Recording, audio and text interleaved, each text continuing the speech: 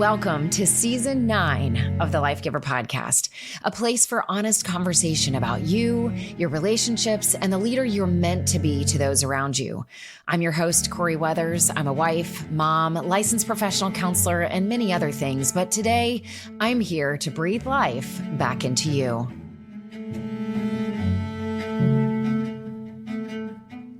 Welcome to another episode of the Life Giver Podcast. This is your host, Corie Weathers. I think I owe everyone an explanation. I think in all the seasons that I've done for the Life Giver Podcast, I've never taken a break in the middle of a season. But to be honest, I'm going to share the whole thing. So basically, honestly, I was just really tired and needing to rest from putting out Military Culture Shift and the podcast that went with that. And I was definitely ready and excited to get back to this podcast, but then it rolled into the holidays, number one. Number two, Matt promoted, which was fantastic. Those of you who've been through a promotion before, as a spouse, you're just so proud and excited to support for this whole journey, even though it can be tough at times. And to also do a promotion where they can get recognized for the hard work that they've done is always exciting. But I will tell you, this is our third or fourth promotion at this point. It was a much bigger event overhaul, if you will, than I'm used to for sure. And you've heard me talk about the Gallup Strength Finder. Honestly, I can't help but talk about the Gallup Strength Finder because it's just given me a language to communicate, my strengths, my weaknesses, where I can really shine and where I definitely do not shine. And so I realized between the two of us, Matt and I, if we just look at our top 5 strengths, he is amazing with strategic talents, really good at seeing into the future. He also has some relational talents in his top 5. So things like individualization, relator, we both are relators. So we really love to have deep conversation, thankfully with each other, but also with others. But diving deep really quick with those that we care about. And when we're just at an event, that's what we do. We deepen those relationships. But between the two of us, I am the only one in our top 5 that has a strength of any kind of executing skill. And that is my sense of responsibility. And as much as my sense of responsibility helps me get things done, when that is the only strength to rely on to execute an event like a promotion ceremony, boy, was I struggling. Thankfully, he had the strategic talent to think through some of the details and what he wanted for the day. But all the logistics, it's kind of humorous. It didn't feel humorous at the time. But I also realized while we were planning and definitely while the event was happening, I realized just how often, especially for me, going to an event, how much I rely on other coordinators to do all of the details. And that is not a surprise to me. I am so thankful for it every time. When we worked, Matt and I, with the Chris Kyle Frog Foundation, we had an incredible team. Taylor, Amelia, Amanda come to mind, a few others as well. But we were an awesome team and everybody knew what their talent was. And I will tell you, especially Amelia and Taylor just were so amazing at thinking through all the details, executing those details. Kylie Towns was another one, just really great at making those lists and marking off those tasks and thinking through all the tiny things. And I was always so grateful for that team. Every time we would show up for an event, they would have thought through details that I would have never thought through. And so without having a team like that, I will say when I travel around and speak, there's always a coordinator. There's someone that's inviting me to their event and they are expecting me to show up and deliver what I'm good at delivering. And I love working together with people like that because they are wanting me to do what I do best and they don't want me to cross into their lane and get into all the logistics of the things that they're responsible for. And so it's always wonderful. And I'm always grateful to walk in to an event and see other people just set up the event and think through those details. So when it came down to Matt and I thinking through all these details and then executing all those details, it was a lot and it was exhausting for us as a couple. If he was here, he would also say we definitely butt heads with a lot of it. We had conflict through it, which I so much regret. It was such an exciting promotion for him, and it was riddled with stress at times preparing for that. And it really just came down to, we just didn't have the strengths that would have really helped us execute an event like that without a chaplain assistant or without an assistant for me either. So lesson learned, next time I will be bringing some kind of an assistant. Shout out to Maria Reed, who told me that you can actually find in your area, maybe even a military spouse, but these people who you can kind of, I don't want to say rent them, but you can secure their services for, an hourly rate, and they will be your assistant. They will help you with things like this. And so we'll definitely be thinking about that for next time. So we had his promotion, and we also got a horrendous cold, thanks to my college son. Those of you who have toddlers and small children that think that you're going to outgrow this stage where your children bring home colds, it doesn't happen. It's just part of being in a relationship with people. So we caught this cold. We were trying to not share it with our family members. We had so many wonderful family that came into town. So it was wonderful, but it was also just exhausting to execute. And so shout out also to Chaplain Cooper, Luis.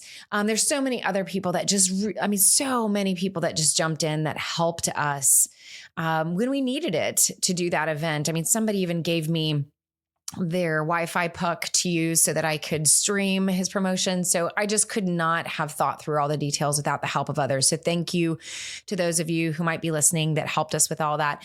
So after that event and after family went home, we needed a week to recover. And it was not even Christmas yet. So that took us into the holidays, and thank goodness for those holidays. And I really tried to embrace the opportunity to slow down and rest.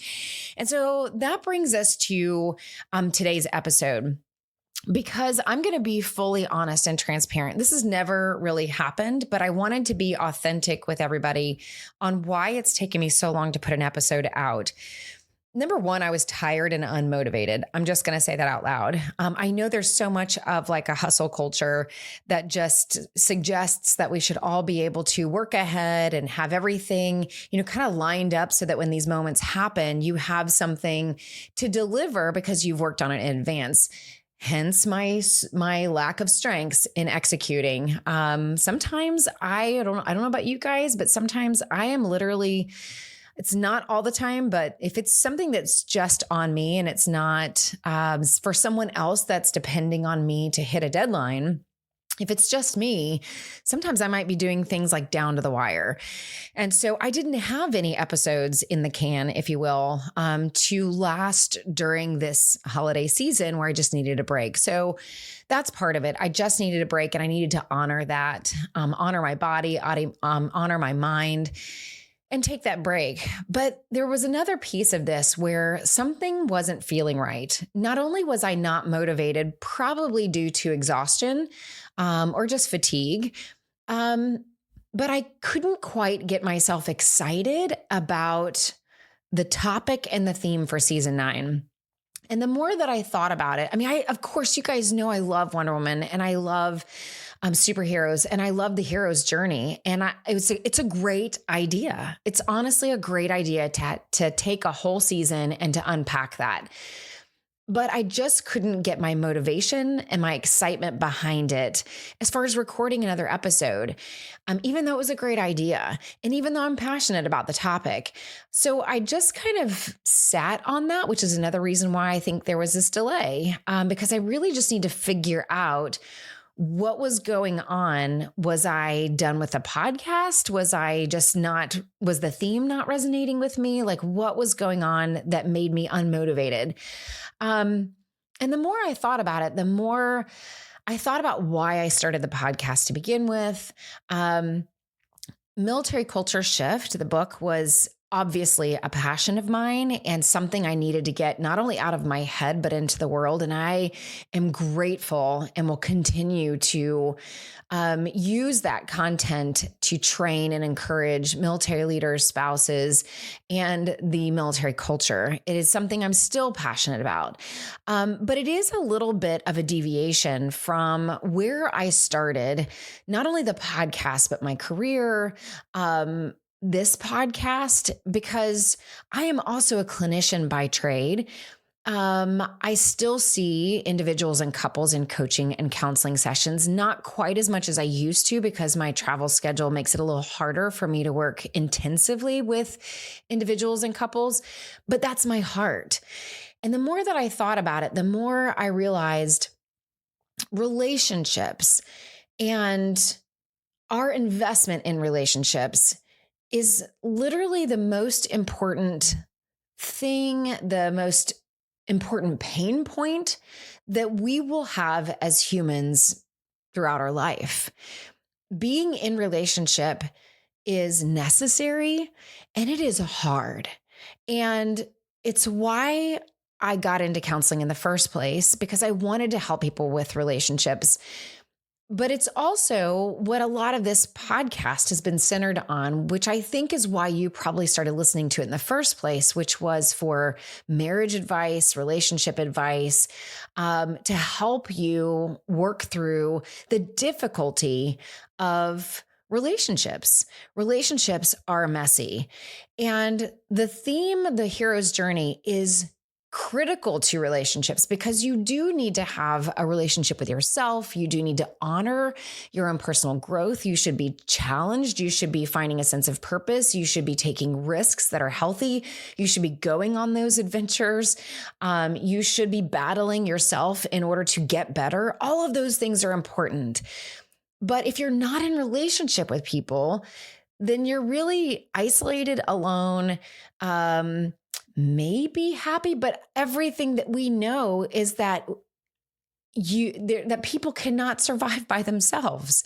That you reach this point where even in your career or anything that you would seek out in your accomplishments, that if you are not in a healthy relationship, and that doesn't always mean marriage, it could mean a relationship with your parents, it could mean a relationship with a friend, or a village, that if you are alone, you're not going to be happy, even if you have accumulated all of life's successes and material items.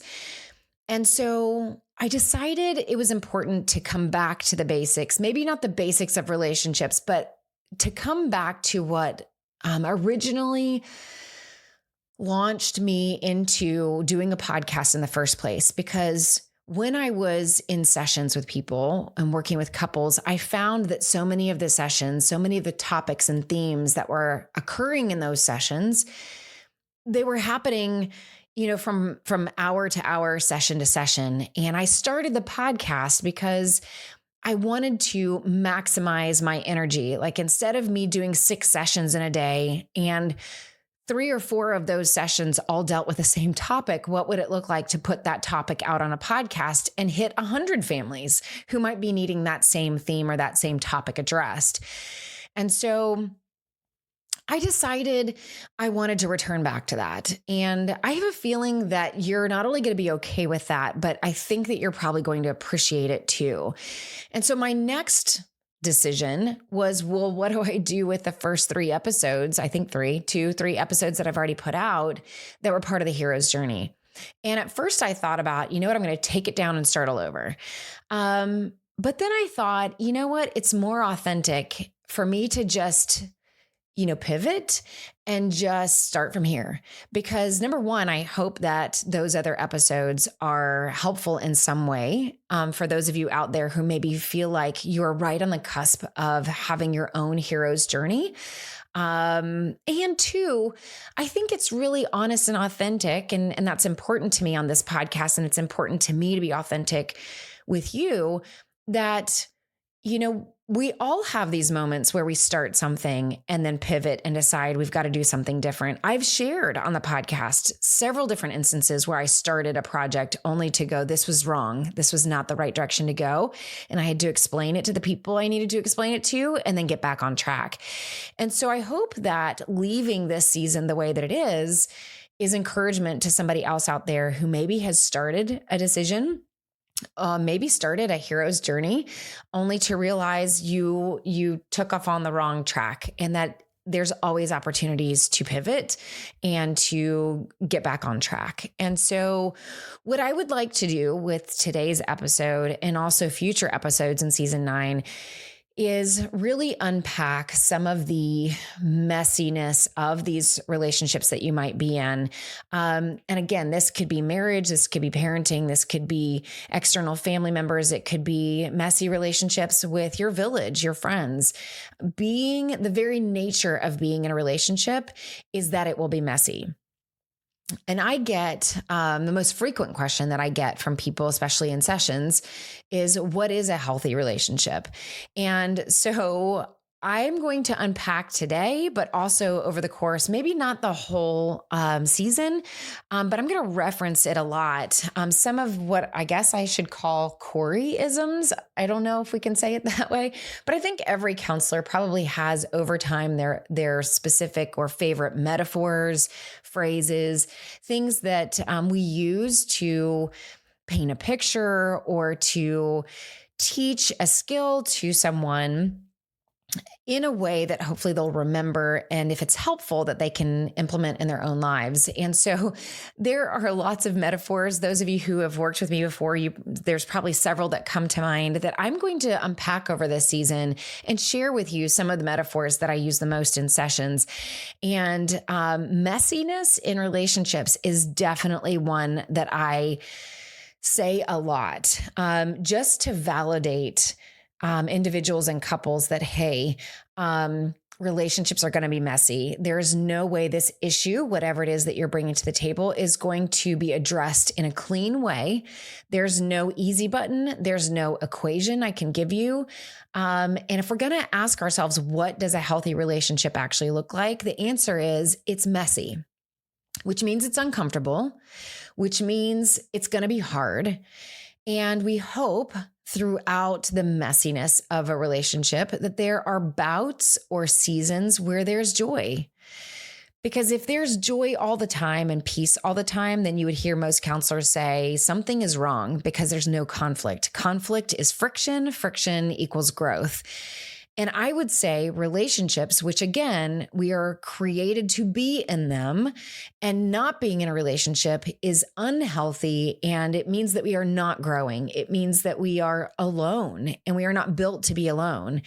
That the very nature of being in relationships is not only so that we're not alone, but it's also necessary for our growth. Because if we are never affecting another person and seeing the look on their face, if we are never seeing someone else do a task or do something in a different way from us, then it's really easy for us to become our own gods and our own idols, and worshiping ourselves as always being right, and really turning into a prideful, selfish person. It is in relationship with other people, whether even your kids, that your kids are going to challenge you. They're going to come up with different ways of doing things. They're going to bring their preferences. Even a toddler is going to push the limits and is going to not understand why you're wanting to do something the way that you're wanting to do it. And the older they get, the more they start asking why, or what about this way? And then we have to ask ourselves, are you being disrespectful and talking back? Or is this one of those times where you obey? From the very beginning of those relationships, there's friction. And there are opportunities for us to grow. And that is part of the reason why we need to be in relationships. Yes, for the joy of it. Yes, for the happiness of it. What we would equate to Christmas morning when we see the looks of joy on their faces and we realize that we succeeded in buying them something that they were really excited about, which is a very kind of frivolous example. There are those moments of joy, moments of celebration where we get to celebrate the relationship itself, but a lot of it is hard. So I'm going to give you for free on this podcast some of my favorite metaphors and unpack some of my favorite phrases or Corie-isms, if we want to call them that.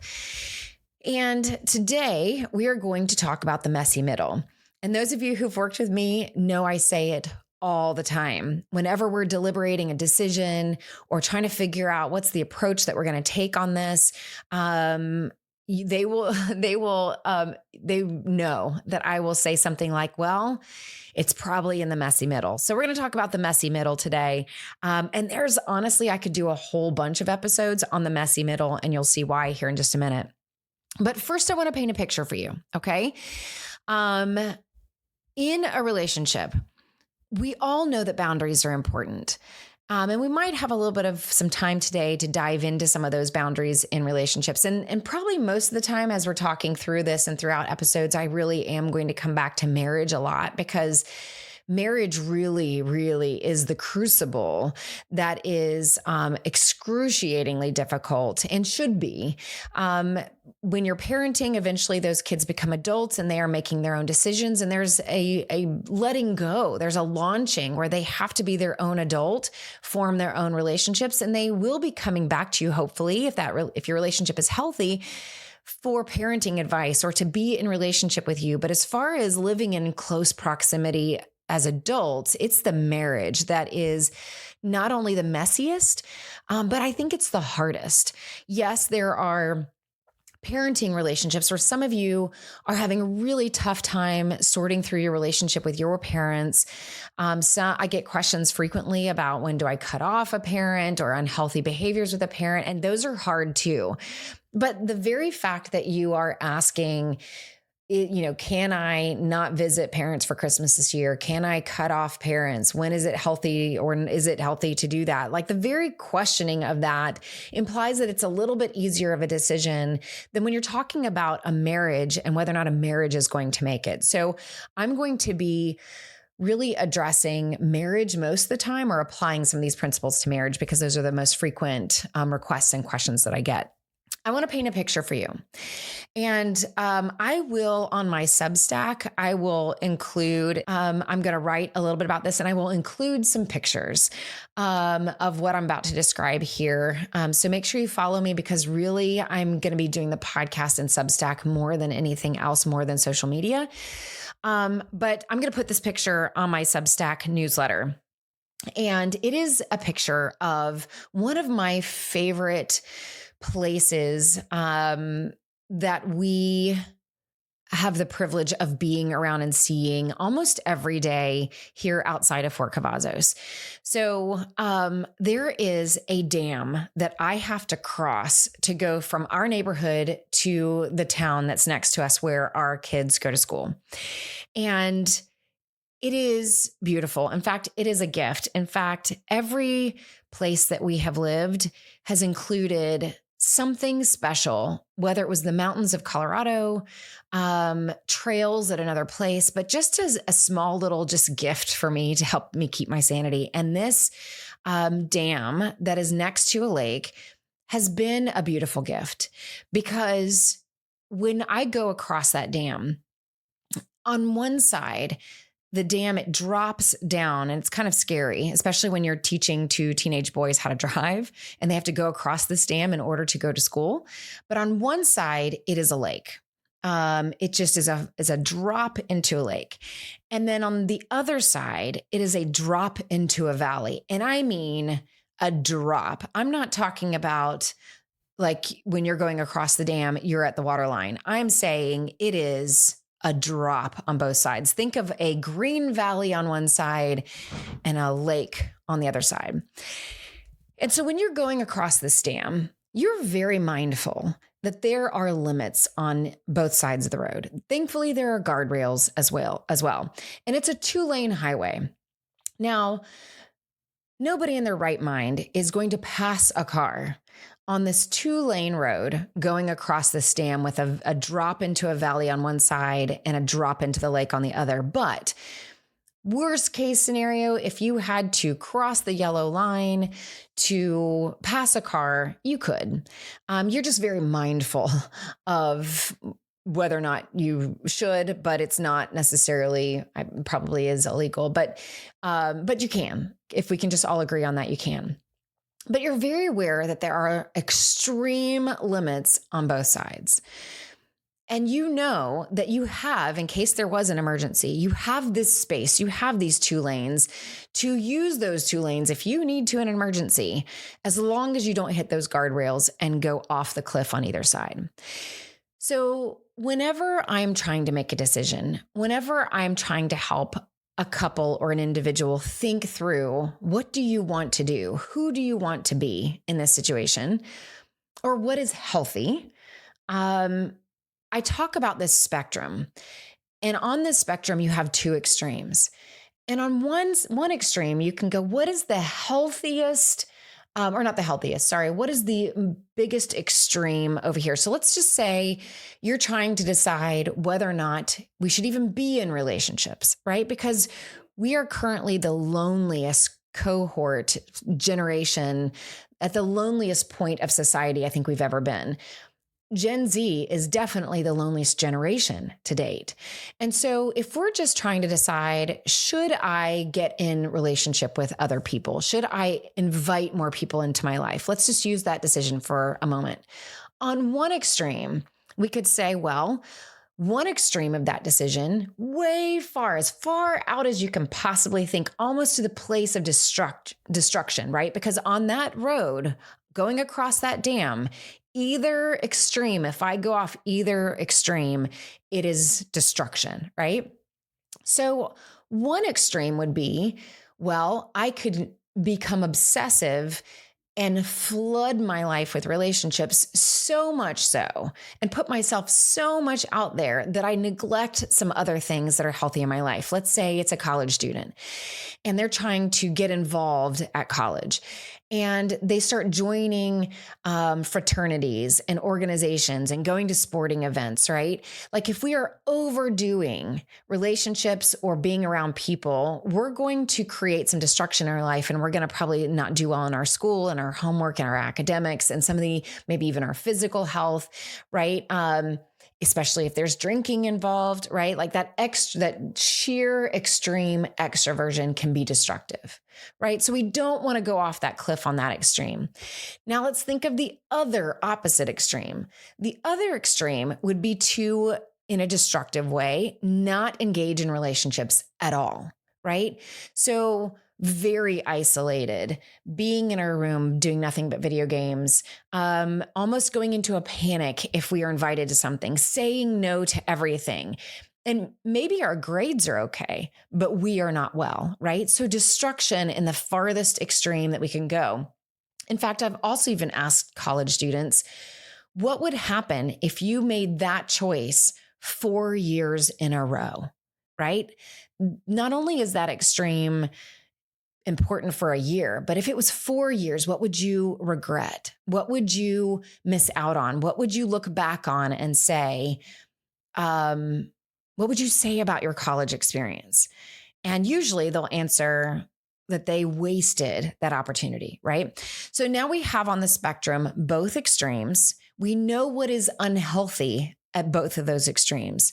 So now the answer, the healthy answer of whatever it is that we're going to do as far as building relationships with people is somewhere in the messy middle. And that's what I call it, the messy middle. And it's messy because there is no clear-cut, easy answer on this. There are some days that you've got to force yourself to leave your dorm room and get out and go to that organization, even though you're not comfortable. And there's other days that you're going to have to set boundaries, and you're going to have to say, no, I can't go to that party. I can't go to that meeting. I can't go to that event because I have a test the next day or this week that I really need to focus on. And so the messy middle becomes this place where we're constantly ebbing and flowing on this spectrum, as long as we're aware of and not getting to those extremes and going off the destructive cliff on either extreme. Hopefully that makes sense. So there's a lot of things to consider in the messy middle there, especially in relationships. Today, I want us to focus on boundaries versus grace because also a lot of my clients that work with me know that there are some times that we will have a session. And if we're working on the relationship, there are some weeks that I say, you know what?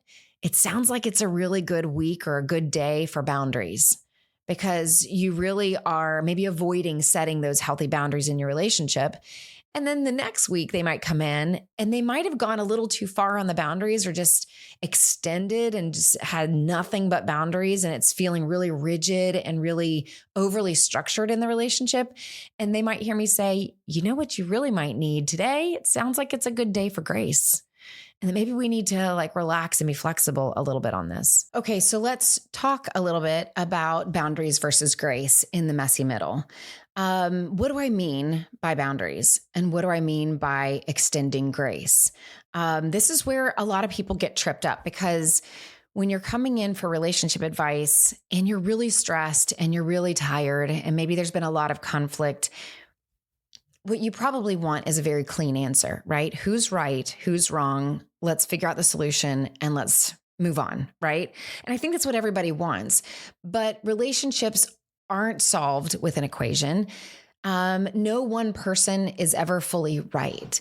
In fact, I tell a lot of people, both parties tend to have a lot of truth on their side, and it's worth listening to. In fact, there's a little bit of truth on both sides, which is why it's important to hear both sides and to hear the story on both sides, because there's always an element of truth of what your spouse is saying, even if to you it feels like they're putting all the blame on you or that maybe just they're having a rough season, a bad day, and you don't want to believe that what they're saying is true. It doesn't mean that all of us hold 100% truth, because it is usually clouded by our insecurities, our fears, our ability to have coping skills in the moment. I mean, there's just so many things that can get mixed into your choices, your behavior, your reactions, all of that. But there's traces of truth. There's traces of your truth, your story, your perspectives. And so, I know that everybody wants a clean, easy answer of who's right and who's wrong. But most of the time, even if somebody is more right than the other person, for example, if your spouse is heavily drinking and they maybe even have a drinking problem, you wanting them to stop drinking is right. Right? That behavior, if it's destructive, needs to stop. And so it is okay for you to set healthy boundaries to say, this is a destructive behavior. I know that I'm right in asking, and okay, and it's wise and it's good and it's healthy for me to ask you to stop drinking because of the consequences and destruction that you're bringing into our relationship. So you're more right to be asking for that. But if you maybe start off the conversation with a heavy boundary of an ultimatum that says you're going to stop drinking and you're going to stop drinking today, or we're getting a divorce, or I'm leaving, right? And this is the first time you've brought it up. Well, they're not likely to win very easily at that. And we also don't know, or maybe we haven't given them a chance to talk through and share what are the stressors in their life? What are the variables and components that lead them to drink, right? And so there is this very messy relationship that we've got to enter into, a messy middle of when do I set boundaries and say this behavior needs to stop? And when do I give grace to go, maybe it's not grace about a relapse. That's a big topic for us to address as far as addictions. But most people who've ever worked in addictions work will tell you there's usually a relapse that will happen, maybe even several. They don't all have to be big. It could be other addictive behaviors. It's just a process. It takes a process for someone to get well from those behaviors. So cold turkey and also using ultimatums and heavy boundaries is very difficult for that person who may actually have an illness. It's hard for them to win with that, right? So entering into the messy middle may require setting healthy boundaries. Maybe you are at a point where it's okay for you to say the consequences of alcohol in our lives is too heavy. And so I need to be able to say, here's the line on that. Maybe the boundary is, I've seen you try to address this topic in your life unsuccessfully. I've asked you many times to take a look at it and try to reduce your alcohol intake. And I'm seeing you struggle and not able to do that. And so perhaps the boundary is it's time for you to go and get help. And I need you to find a program. If you need me to help you find that program, I'm willing to help you, but I'm asking you to take the initiative to find that program. And I need you to do that by the end of this week, right? That's a heavy boundary, but it's something that they can at least start to win on. And it is a heavier boundary because there's already been a lot of destruction, right? But there's a little bit of grace in there that says, I know this is a big step, and I'm even willing to help in some way on it, right? So you can hear, and you may not be able or willing at this stage of your relationship, if there's been a lot of consequences and destruction, you may not be able to allow for much grace. If they don't make this decision, you might be at the end of your rope with the relationship with heavy consequences for a very long time, where this is where you're saying, if you're not getting help, then you are choosing to choose these behaviors and choose to stay in a sick place without support more than our relationship. And you're willing to sacrifice our relationship to alcohol, let's say, right? So you may not be able to extend a lot of grace, but you can hopefully hear that it's messy and that, yes, you can set a boundary, but also deliver grace in the kindness of how you deliver that boundary. So that's an extreme example. And most people aren't necessarily in a place where they are communicating some level of ultimatum, even though many of you probably wish that you could and wish that you were allowed to, or wish that it was effective. And it's just not the normal every day. So for most people who are trying to grow, who are trying to raise kids together, who are trying to figure out how to pair their preferences with their spouse, it gets a lot messier, right? Let's take parenting as an example. When both of your parenting styles, let's say, are not destructive, they're just two different preferences. Let's say your spouse is a little bit heavy-handed. Maybe they're the service member. I hear this from couples, not all the time, but it sometimes is true, where they come home from work and they're a little bit more direct, a little bit more firm and heavier handed on consequences, let's say, and discipline. Whereas if you're the, let's say, stay-at-home spouse and you have a lot of empathy in your strengths, that you have a little bit softer of approach, a little bit more understanding, giving them choices. And those are two different preferences on how to parent, right? And so there is no right or wrong. Even though you would like to be the one that's in the right, even though you would like to be the one that has the answers, and it would just be easier if your spouse just followed your lead and did what you did. It's not necessarily healthy all the time if you are the one that is saying my way or the highway. And honestly, I mean, unless your spouse, let's say, does not feel talented or does not feel like what they're doing is working. And so they're saying, hey, I would, maybe they're coming home from a deployment and it's temporary. Like, let me follow your lead. But there needs to be at some point a reintegration where we're actually bringing two roles back into the equation. And I would say it's also not healthy for the kid to only have one parenting style.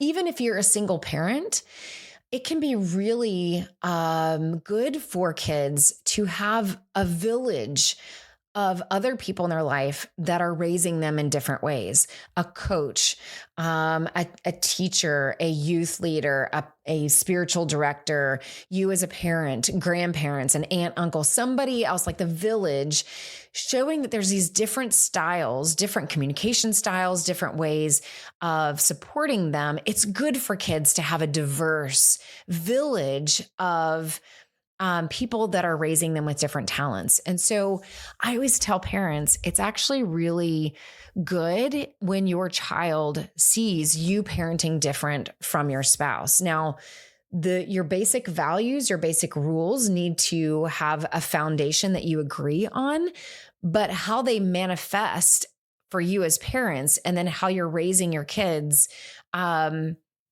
be different. And so it's good for them as they get older to have a relationship, let's say with their dad, that's different than their relationship with their mom. And neither of those need to threaten the other relationship. So let's use parenting for an example in the messy middle, and let's talk about boundaries versus grace. Okay. So you can hear already, we're talking about preferences, differences in preference. And let's say the topic is, what's the best way to parent little Johnny, right? And so if I have a couple sitting in front of me, maybe they're even in conflict and fighting over their way is better than the other person's way. And maybe it's the spouse that's saying, I'm the one that's around Johnny most of the time and he responds best to me. So I just want you to do it my way. And whatever the conflict is, right? Here's where we come down to everybody has a little bit of truth, right? It could be true that Johnny responds better to mom, let's say, with her empathy. But we could also say that dad's perspective on needing to have, let's say, that male voice, the male figure that is parenting him differently, that needs to give a direct voice, a stronger voice that's less empathic sometimes, is also valuable. And let's say dad is saying, we're going too soft and he needs to work on some of these other areas. And so I don't want to swing to your side. I want to deliver a heavy hand every now and then. And he needs that. Little Johnny needs that. This is where I'm saying both parties have some truth here. It's not, the easy answer is not who's right, who's wrong, and let's just hit an easy button and see who wins. This is about both sides have a story, both sides have some truth, and the messy middle is how are we going to combine both of these preferences and agree on some foundational values, and then be okay with the differences in how we parent. So this is where we look at our extremes, right? If we only parent mom's way, what's the most destructive thing that could happen? Again, going off the cliff, thinking as destructive as possible. If we are only parenting with empathy, then little Johnny might be getting to decide too many things. He may not be challenged and learn to deal with stress appropriately when someone tells him no. We can get into some entitlement. Let's think about some other extremes. There could be some animosity towards dad, right? Because if dad shuts down and mom's the only one that's parenting, then little Johnny could be feeling that there is some absence and a lack of relationship with his dad, and maybe even some resentment from the mom, the spouse, that she's doing all of the parenting, even though it was her choice, right? So we think through these extremes as far out as we can, as destructive as possible. Number one, so that we can think ahead and think of, where is my decision, this choice that I am making, where does it end up if I don't think about it and balance it in a healthy way in my life? It just also lets us know, where are we on that spectrum? Are we considering that extreme and actually looking at what it is that I'm actually asking for or demanding? Now, the other extreme is for us to go only with dad's answer, right? If there is no warmth, if mom completely disengages, if there is no choices given to little Johnny, if we are really kind of in a military style, going into parenting with that heavy-handed military style, then there's a whole slew of things that could go wrong over there too, right? Because Johnny does need to have choice every now and then. He needs to be able to exercise his strategic thinking ability. And I've found this, a lot of kids who have different strengths than their parents, the older they get, we've definitely experienced this with our kids. Sometimes they have strengths that the parents don't have. So when my kids were challenging me and I thought they were being disrespectful, it turns out they were being very strategic, and I don't have many strategic strengths in my top 5. So I just wanted them to obey, when really they were thinking up some really great other ways of doing what it was that I was asking them to do. But maybe it was in a different timing, a different approach. Or maybe they were just didn't have the words yet to say, hey, can I do it after I do my homework? They were just saying, I don't want to do it. But with some conversation, it turns out they were willing to do it. They just wanted or needed or felt pressure to do their homework first and then get to that task. But they didn't have the skill to, especially under stress, to go, hey, is it okay if I do my homework and then get to that, right? So if we are heavy-handed with a dad style and there's never choice, there's never an opportunity for conversation, then we can see some destruction on that side too. So now we know our extremes And now we look into the messy middle, right? What does it look like for little Johnny to get boundaries that are very clear and assertive and direct from both mom and dad, and at the same time, grace? And at the same time, empathic listening or choices or whatever. And how are mom and dad going to work together with their talents to lean on each other, because they've already agreed on the foundation of what's most important in this relationship is maybe that we stay in the messy middle, right? So being in the messy middle is going across that dam, knowing that as long as we stay on the road, there are some of you that if you are you're being asked by your spouse to lean a little bit towards an extreme that you don't feel comfortable with. And we all know, whether you're going across a dam or if you're on the highway, when you start kind of getting your tire on that line, especially on the highway, it's going to make an uncomfortable rumbling sound, right? That's intended to wake you up and say, hey, you're on the shoulder of the road. And so you're going to get uncomfortable when you are leaning towards an extreme, especially if it's a topic that your spouse is asking you to come their direction and it feels like an extreme to you, right?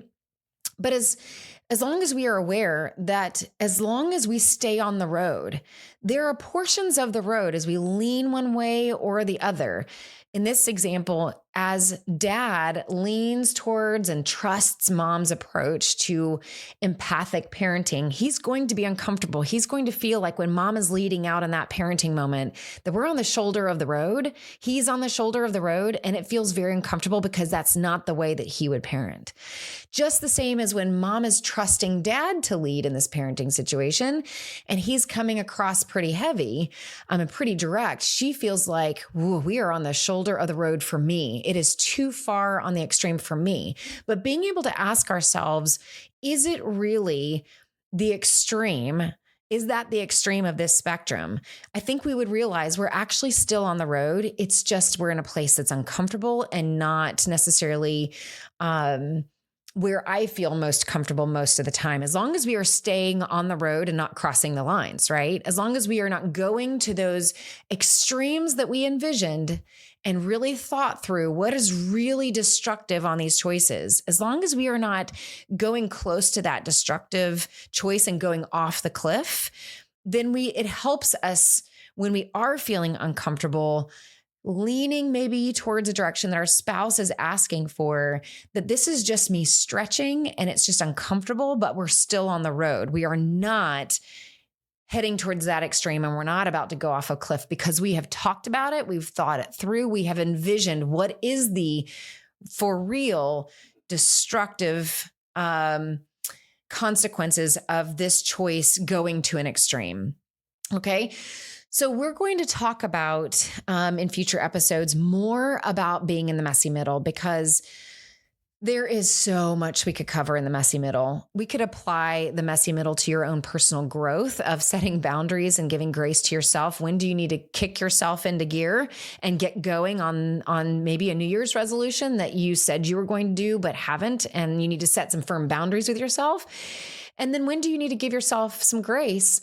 Like for Matt and I, when we were sick after the promotion and I was a whole week, I was not going to work out. We were literally in bed, right? That's where we give ourselves grace. It's not the right time to set firm boundaries with heavy consequences when you really should be giving yourself grace. So even this topic of boundaries versus grace feels messy. It is not clean. One day, it's a good day to set boundaries. And the next day, it might be a good day to give grace and offer grace. It's up to you to make sure you stay on the road. Okay? Stay in the messy middle. The point of it being messy, life can throw you curveballs. These relationships can throw you curveballs. And you're kind of always veering, and you should be kind of veering and ebbing and flowing on the spectrum in the messy middle. You're never really fully static, like we hopefully should be going down the road across the dam that is outside my neighborhood. But maybe for the sake of just the picture of the road, the marriage road, if you will, I might get AI to help me do a more appropriate picture of how wide a road can actually be in marriage, versus an actual picture that I am going to put on the Substack of that dam so you can see how narrow the road can be. And obviously, when we're making important decisions about, let's say, loyalty, or rebuilding post-affair, right? If let's say the topic is we want to heal our relationship post-affair, we're in post-affair recovery. If the topic is whether or not the affair should end and we should be protective of the relationship, I mean, that decision really is that narrow road, maybe even a 1-lane road going across that dam, right? There are some topics that there is not much room for grace. We've got to very carefully and narrowly and be in agreement as we go down this road, what right looks like and what healthy looks like. And there's not a whole lot of room on the shoulder without there being destruction on either side, right?